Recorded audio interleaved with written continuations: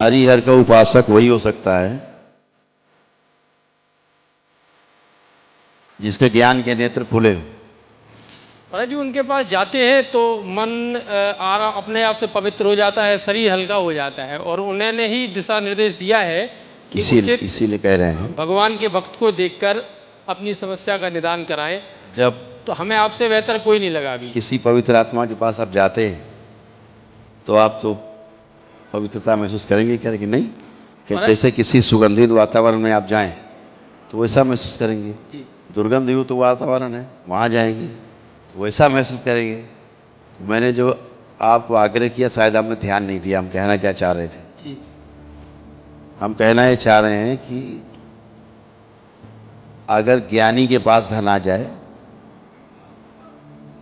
तो उसका सदुपयोग करेगा, और यही धन केवल भोगी के पास आ जाए, अज्ञानी के पास, तो दूसरों को चौपट करने के साथ साथ खुद को भी चौपट करेगा।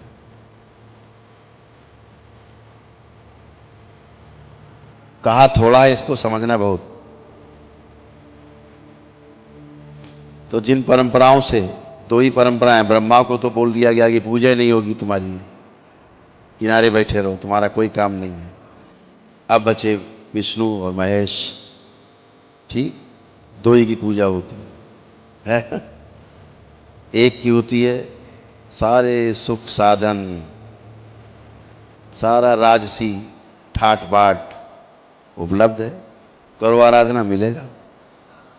अगर ज्ञान नहीं है तो खुद चौपट होगे और दूसरे भी चौपट होंगे, शरीर भी चौपट होगा, और पिछले जन्मों का जो कुछ कमाया होगा आपने वो इसी राजसी सुख भोग में नष्ट हो जाएगा, फिर पूरे नील हो जाएंगे आप। और अगर आपके पास पहले से ज्ञान है, ठीक है, और फिर आपको सब मिल गया ये, तो आप और बढ़ा लेंगे अपना पुण्य, ठीक है।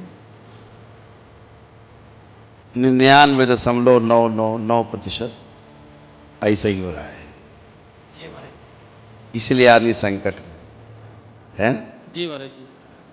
तो हम देखते हैं बहुत बड़े बड़े संकट देखते हैं। जी महाराज जी।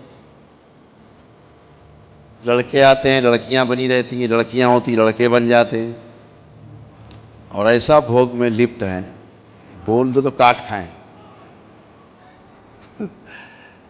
वो एनर्जी है, एक योग की, एक भोग की। शिव की जो एनर्जी है योग की है, साधना की है, ज्ञान की है, वैराग्य की है, और दूसरी जो एनर्जी है भोग की है, राशि ठाट बाट की है। तो उसमें ज्ञान का पुट अगर लग जाए, जैसे आप महाराज जी को कह रहे हैं, उन्होंने पुट लगा रखा अपने ज्ञान का, तो वो आनंद में है, उसी एनर्जी से वो आनंद में है, और उसी एनर्जी से आप कष्ट में है। एनर्जी एक की है ना? तो सब अच्छा होगा। प्रभु एकमात्र आश्रय आप ही हैं हमारे।